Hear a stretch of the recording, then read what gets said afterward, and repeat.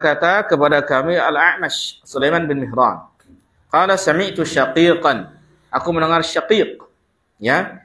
Yaqul, beliau mengatakan, qala Abdullah berkata, qasama an-nabiy sallallahu alaihi wasallam qismatan. Nabi sallallahu alaihi wasallam itu pernah membagi harta rampasan perang. Ya. Kaba'di ma kana yaqsimu, sebagaimana sebagian orang yang kalau membagi sesuatu ya begitulah. Ya. Faqala rajulun minal ansar. Ada kelompok satu orang ya dari kalangan Ansar. Disebutkan di sini dari kalangan Ansar, tidak disebutkan sahabat. Ya, kenapa? Bisa jadi dia termasuk orang munafik. Wallahi demi Allah kata dia. Innaha laqismatun ma urida biha wajhullahi azza wa jalla. Sesungguhnya ini adalah benar-benar pembagian yang tidak diharapkan wajah Allah Ta'ala dengannya. Waduh. Ini berarti tuduhan pada Nabi Shallallahu Alaihi Wasallam. Ini tuduhan berat ini. Nabi disangka oleh dia, dituduh oleh dia, pembagiannya nggak benar. Dalam membagi apa? Harta rampasan perang. Qultu ana, maka aku pun berkata, la aqulanna lin Nabi Sallallahu Alaihi Wasallam. Dilaporkan ke saya ke Nabi Sallallahu Alaihi Wasallam. Kata Syaqiq, ya. Kemudian fa'ataituhu, maka aku pun mendatangi Nabi SAW mahwa fi ashabihi, beliau sedang bersama dengan para sahabatnya. Ya. Fasarartuhu, saya pun membisiki beliau sallallahu alaihi wasallam, fasyaqqa dzalika alaihi sallallahu alaihi wasallam. Maka beliau pun merasa sempit, merasa sulit, merasa enggak enak di hati.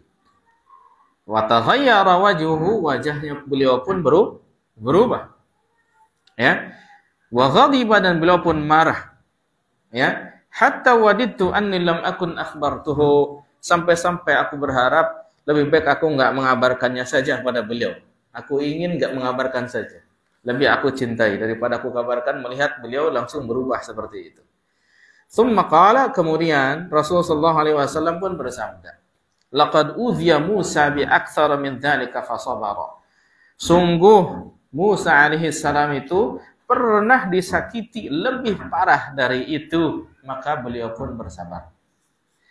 Nah, ikhwafillah sekalian rahimani wa rahimakumullah, ini hadis diriwayatkan Imam Al-Bukhari dan Imam Muslim, yang mana ini adalah ashahul kutub, ya, kitab yang paling sahih setelah Al-Quran, yaitu kitab Sahih Bukhari dan Sahih Muslim. Ya, apa faedahnya di sini?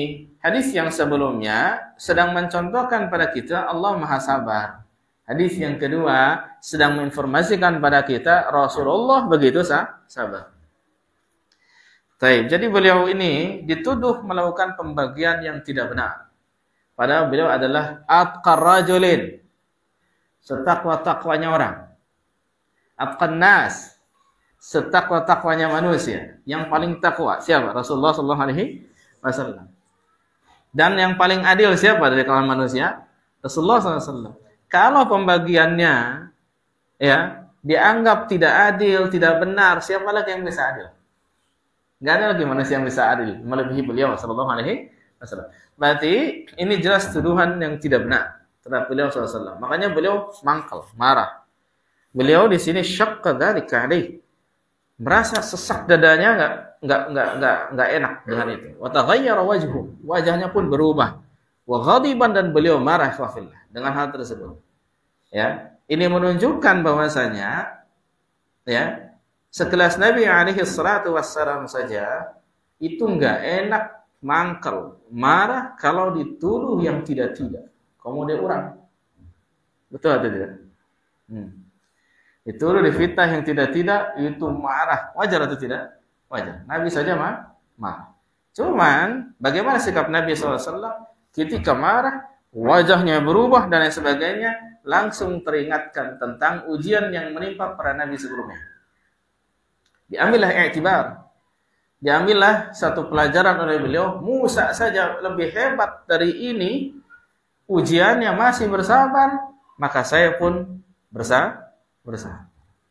Nabi pun bersabar, tidak kemudian tiba-tiba datang kepada Umar atau menyuruh Umar, penggal lehernya sudah. Ini duri dalam kulit, dalam daging. Gitu. Ini duri dalam daging ini. Ini menggunting dalam lipatan. Ini merusak fondasi, menjatuhkan kehormatan saya dan lain sebagainya. Begitu. Bisa saja kan? Nah, demikian. Wajar nggak kalau Nabi bilang begitu? Wajar. Yang paling harus dijaga kehormatannya siapa waktu itu? Nabi. Kalau Nabi SAW dijatuhkan kehormatannya, yang jatuh bukan hanya beliau, tapi yang beliau bawa. Makanya beliau marah sekali pada waktu itu. Karena kalau udah nggak dipercaya lagi, orang yang paling terbaik dan orang paling jujurnya udah nggak dipercaya, siapa yang bisa dipercaya? Gitu. Makanya beliau marah. Marahnya itu karena apa? Khawatir bahwasanya nubuwahnya tidak dipercaya lagi. Kalau urusan beliau nama ada dari sisi kemanusiaannya manusia gitu kan. Tapi nubuwahnya itu loh. Nah, itu makanya beliau mangkal gitu. Tapi beliau menahan diri tidak melakukan apa tindakan yang dilarang oleh Allah Subhanahu wa taala. Maka beliau pun bersabar. Dari sini kita tahu sabar bukan berarti enggak marah. Sabar bukan berarti tidak mangkal. Sabar bukan berarti enggak sakit hati. Tetap ada sakit hati, ada marah, ada mangkal, tapi dia menahan diri dari sesuatu yang terlarang gitu. Ya, dia misalkan jadi mengeluarkan sumpah serapah lah, jadi mengeluarkan celaan lah, jadi mengeluarkan apa namanya itu sebenarnya? Hinaan, jadi mengeluarkan berbagai macam kalimat-kalimat yang dilarang oleh Allah Subhanahu wa taala. Bisa dipahami sudah? Nah, ini supaya kita bisa memberikan batasan sejauh mana kesabaran, bagaimana bentuk kesabaran, ya, agar jangan sampai kita membuat dari orang-orang yang sabar, tapi hakikatnya bukan sabar, tapi apatis gitu, nggak dinamis. Sebagian orang itu sabar, jadi